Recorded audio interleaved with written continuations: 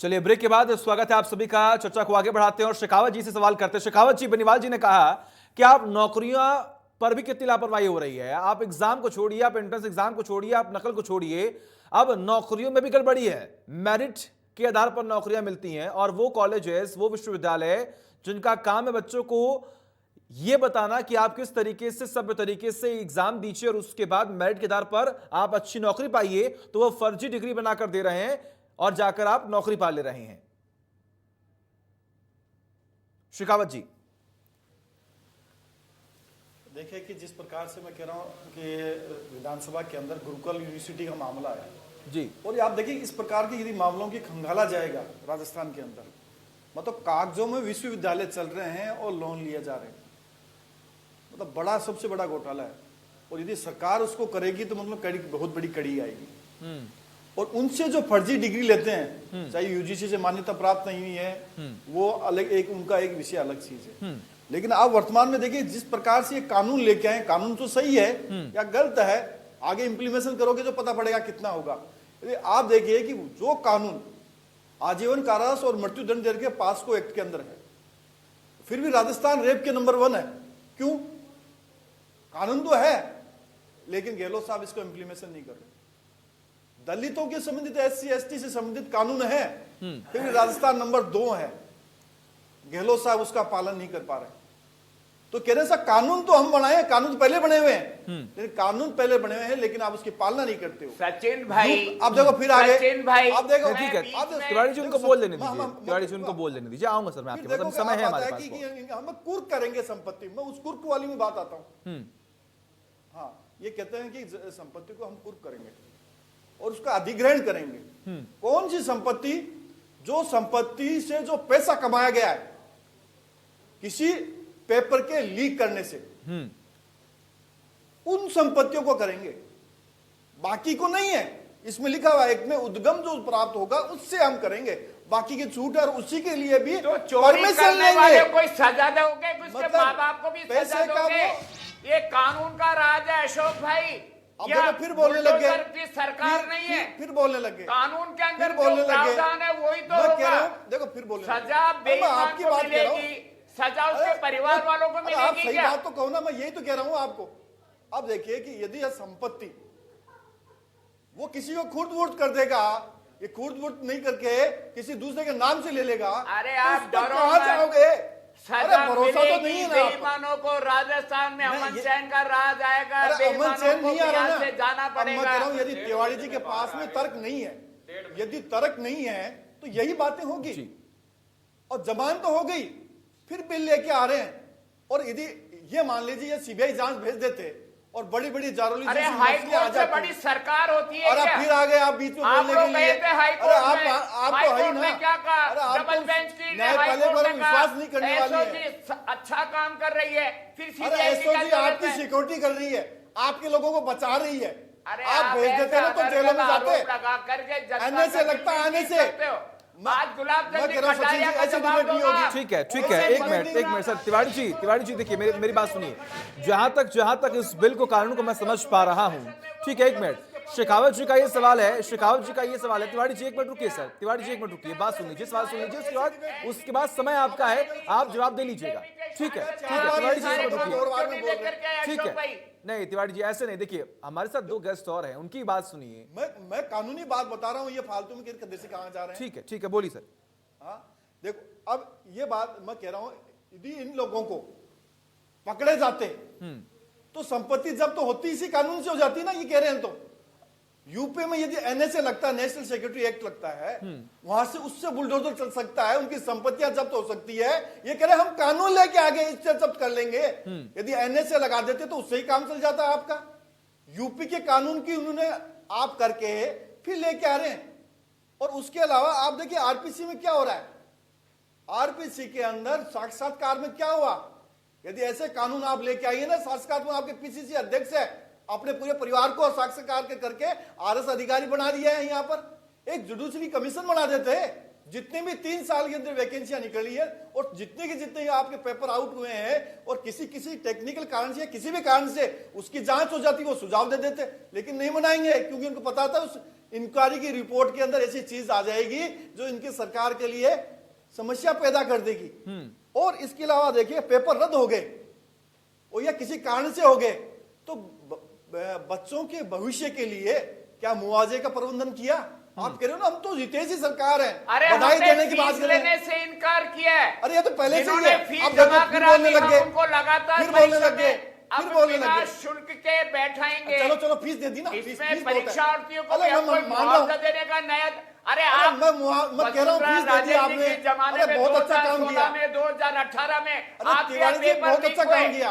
अरे फीस अरे दे दी आपका आपने। तो सुशासन था ना, वसुंधरा अरे राजे जी ने क्यों सुशासन नहीं बता रहा हूँ, बनाया? आपका 3 साल का बीजेपी सुशासन के बता रहा हूँ। 5 साल के शासन में आप सो रहे मुझे- थे। आज मैं कह रहा हूँ कटारिया कि- साहब जो अब विधानसभा देखो में रो सुशासन रहे की हैं, सुशासन वो की बात गृह कर रहा हूँ। मंत्री देखिए थे। तिवारी जी जो पानी कह का रहे दीजिए, हैं, थोड़ा पानी तिवारी जी का जो दीजिए। कह रहे हैं वो भी तो बिल्कुल आप सही लोगों है, ने वो भी तो बिल्कुल सही है सर। आखिर आपने किया, क्यों नहीं किया? उसी का आपने नतीजा आखिर भोग रहे हैं। आपने ऐसा सरकार कानून विपक्ष क्यों को नहीं तो लेकर आए सुन लीजिए। जिसकी वजह से पहले भी सर कई बार पेपर लीक हुए हैं, लेकिन आखिर आपने ये कदम क्यों नहीं उठाया? आखिर आपने पहल क्यों नहीं की? आखिर कम से कम कांग्रेस पहल तो कर रही के है। अंदर सचिन जी मैं आपको उत्तर दे रहा हूँ, आपने जो प्रश्न पूछा उसको उत्तर दे रहा हूँ।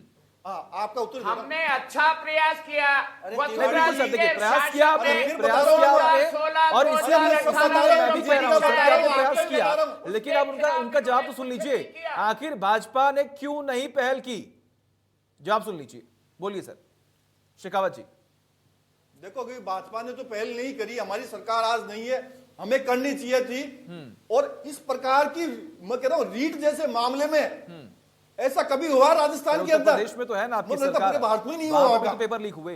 जो राजीव गांधी स्टडी सर्किल कांग्रेस के आदमी और कांग्रेस के आदमियों से संगठित गिरोह करके पेपरों की किस प्रकार से दलाली की गई है और दलाली करके करके केंद्र सरकार को 500 करोड़ की दे करके भेजा गया है। राजस्थान में ऐसा कभी नहीं हुआ होगा। आपके पास आरोप ये हम कह रहे हैं, बयान सीबीआई भी भेज दीजिए इतने ना। धरातल पे आते नहीं, बयान पर बयान, अरे बयान बयान पर क्या है? बयान। अरे कभी जरूरी को विधानसभा आपने में क्यों किया? रोएंगे, कभी काली औरत के मैंने मामले कुछ में बात भारत कही की है, महिलाओं का फैक्ट अपमान वाली, करेंगे। इसमें इनको ये चिंता लग रहा है। कांग्रेस के खिलाफ नहीं, ये जनता के खिलाफ भी है। अगर परीक्षा के अंदर बच्चे ने अगर बेईमानी की है, अरे बच्चे ने नहीं सजा की उसको ना। मिलेगी। आप अरे कह रहे हो बच्चों उनके ने तो माँ-बाप की को नहीं है। कोचिंग इंस्टीट्यूट बंद करा दें क्या? अरे कोचिंग इंस्टीट्यूट, आप अरे एक बात हाँ, बताओ, ये कोचिंग बात इन्होंने सही इंस्टीट्यूट बंद कही। करा दें क्या? कोचिंग निजी इंस्टीट्यूट की बात सही विश्वविद्यालय कही है। बंद करा दें क्या? सचिन जी अरे थोड़ा सा वहाँ और एक बता दीजिए, मैं और बता दूं इनको। कोचिंग इंस्टीट्यूट में कौन जा रहा है? सचिन जी बताऊं आपको कोचिंग अभिभावक अपने बच्चों कोचिंग को की भेज और बता रहे हैं। दूं। विश्वविद्यालय से कौन खरीद कोचिंग रहा से है? 60 गांठ, सरकार की 60 गांठ। मैं बच्चों से भी कहना कोचिंगों चाहता से हूं सरकार चल कि रही जब है, आपको पैसे इकट्ठे पता करके है केंद्र को ठीक है, भेज सर, रहे हैं। बेईमानों ऐसी की सरकार, जगह ऐसी जाते कांग्रेस। तो- शेखावत जी आप मुझे लगता देखिए, है कि एक मिनट, हिंदुस्तान के अंदर ठीक है राजस्थान एक बेनीवाल जी, नंबर होगा, जो बेनीवाल जी बच्चों देखिए के नाम से बड़ी लेकर बात के यह है, संगठित ठीक है गिरोह एक मिनट बनाकर सर के शेखावत जी पैसे एक मिनट रुकिए इकट्ठे सर, करके शेखावत जी एक अपने मिनट, आला कमान को भेजा ठीक है, जाता ठीक है, और ठीक है, यदि शेखावत जांच जी। करा ले तो आज का आज दूध का दूध पानी पानी हो जाएगा। ठीक है, ठीक है बेनीवाल जी देखिए, आप तमाम बच्चों के बीच में रहते हैं, आप ये समझते हैं कि आखिर उनकी जरूरत क्या है, किस तरीके से वो मेहनत करते हैं, माता पिता के किस तरीके से पैसे वहां पर इन्वेस्ट करते हैं। जब बच्चे अपने घरों से बाहर निकलते तो उनके पास एक उम्मीद होती है कि मैं अच्छे तरीके से पढ़ूंगा, एग्जाम क्लियर करूंगा और एक अच्छी नौकरी पाकर मैं अपनी ख्वाहिशें पूरी करूंगा या फिर माता पिता का नाम भी रोशन करूंगा। लेकिन जब एग्जाम होते हैं और खबर आती है कि पेपर लीक हो गया, तो आप ये समझ सकते हैं किस तरीके से उन माता पिता पे, उन बच्चों पर क्या बीतती होगी। क्या सरकार को इतना असंवेदनशील होना चाहिए? बिल्कुल सर, ये बात तो सही है बिल्कुल सचिन जी सर आपकी। सर देखिए, जो अभी माहौल वर्तमान में इस कोविड के बाद जो युवाओं के साथ हुआ, जो माहौल क्रिएट हुआ, वो वास्तव में बहुत दयनीय था और इतनी बुरी हालात हो गए थे कि अगर सरकार ये बिल नहीं लेके आती तो शायद हम युवा पता नहीं क्या करते आने वाले वक्त में सरकारों के साथ। हमारा पूरी तरह से विश्वास उठ गया था। जो युवा लोन लेके पढ़ाई करता, मैं ऐसे ऐसे युवाओं को जानता हूं जो बेचारा मेरे पास फोन आते हैं, भैंस बेच बेच के, और वो लोग यहाँ पे पढ़ाई करने के लिए आए, 6 महीने के लिए किराए पे रूम पे, अब यूं किराए का रूम लिया, फिर उसमें तैयारी की, कोचिंग की फीस भी भरी, और सर अचानक से उसको यह पता चलता है उसके 127-28 नंबर बन रहे हैं और मेरिट जा रही 135 से ऊपर। आप देखिए, मतलब वो युवा जो चंद नंबर से रह गया और 135 से ऊपर मेरिट, सर सोचने की बात थी, बहुत बड़ी बात थी। पहली बार ये तो लेवल फर्स्ट में भी ऐसा ही हुआ है और पेपर्स में, एसआई की भर्ती में, जयन भर्ती में पुस्तकालय सहायक भर्ती में, हर भर्ती में यही चल रहा था सर, हर भर्ती में यही हालत थे। ये तो पैरामेडिकल भर्ती में एफआर लगने को हो ही गई थी, तो सर हर भर्ती में यही हालत थी। और ये हालात जो देख रहे थे तो युवाओं का तो ये हो गया था बिल्कुल कि भाई आने वाले वक्त में पढ़ाई से नहीं पैसे से ही नौकरी मिलेगी, ये हालत दिमागी तौर पे सबकी बन चुकी थी। और सर जो युवा बेचारा भैंस बेच के और इस तरीके से बेचारा लोन लेके पढ़ाई करने आया है और अचानक से उसको ये पता चलता है कि पेपर ही चला गया था, लीक हो गया था, तो सर उसके दिल पे क्या बीतती होगी? आप खुद यही सोचिए बात है सर, यही बात है। ये किसी पार्टी पर आरोप लगाने की बात नहीं है, ये जिम्मेदारी बनती है सरकार की। ये जिम्मेदारी बनती है सरकार की, चाहे हम किसी भी सरकार की बात कर ले, चाहे किसी भी राज्य की बात कर ले। अगर किसी राज्य में भाजपा की सरकार है, अगर किसी राज्य में कांग्रेस की सरकार है, तो वहां पर पेपर हो रहे हैं, तो जब रिजल्ट आ रहा है तो वो 2 साल बाद आ रहा है। एग्जाम नहीं हो पा रहे हैं, पेपर लीक हो जा रहा है, वहां पर नौकरियां नहीं है, वहां पर वैकेंसीज नहीं निकाली जा रही हैं। आप ये सोच सकते हैं, ये समझ सकते हैं कि आखिर आम जनता पर इस वक्त बीत क्या रही है सर शेखावत जी?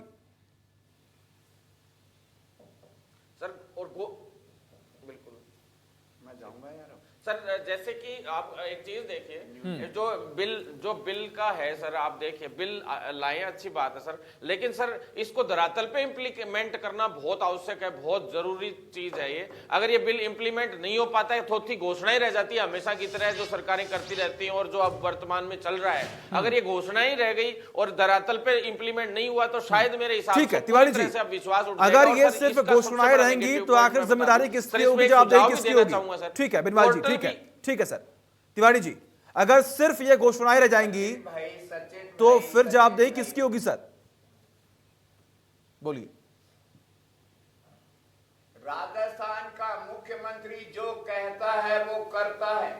3 साल मैं फिर कह रहा हूँ, भरत बेनीवाल जी सहित उन तमाम नेताओं से जो बेरोजगारों का प्रतिनिधित्व करते हैं, उन लाखों छात्रों से जो पढ़ाई करने के लिए रात दिन अपना एक कर देते हैं, कानून आया है उसका स्वागत करो, धरातल पर भी आएगा, बेईमानों को जेल के पीछे डाला जाएगा, उनकी संपत्तियों को जब्त किया जाएगा, राजस्थान में नया सूरज चमकेगा बेरोजगारों के लिए। हमने फिर मैं कह रहा हूं, अशोक सिंह जी बैठे हैं, 3 साल का शासन हुआ है कांग्रेस का, जननायक अशोक गहलोत का 3रा कार्यकाल, 2 हमने कोरोना का महामारी झेली है, उसके बावजूद भरत भाई हमने 1 लाख लोगों को सरकारी नौकरियां दी है विपरीत परिस्थितियों में, और दिसंबर 2022 तक हम 1 लाख लोगों को सरकारी नौकरी देंगे। सर आप एक कह रहा हूं भरत भाई, 2024 में जब हम चुनाव में जाएंगे नवंबर में, हम 1 लाख नए लड़कों को रोजगार देंगे, 3 लाख का सर ये वादे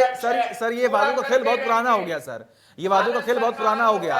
जमीनी अस्पताल वैकेंसीज नहीं है, बिनवाल जी खुद कह रहे हैं। नौकरियां कौन सी हैं मुझे वो गिना दीजिए आप। 32,000 तो रीट की उसमें लेस हो गई, उसके अलावा आप ये बता दीजिए कि मेरे को 1 लाख नौकरियां कौन सी दे दी आपने, मेरे को 30,000 गिना दीजिए सर। मैं ठीक है जल्दी से तिवारी जी, बहुत ही नहीं सर विपक्ष की नहीं सर, मैं एग्जैक्ट बात करता हूं। ठीक है बिनवाल जी, देखिए ठीक है सवाल किया आपने, ठीक है। 65,000 तो शिक्षकों की भर्ती की है सर विपक्ष, सर हम विपक्ष 12,000 स्कूल की जगह 2,000 नए स्कूल खोले हैं, सेकेंडरी स्कूल को हमने सीनियर सेकेंडरी स्कूल में क्रमोन्नत सर ये सबसे ज्यादा भर्तियां शिक्षक वर्ग की हुई है, हमने चिकित्सा कर्मियों की भर्ती की है।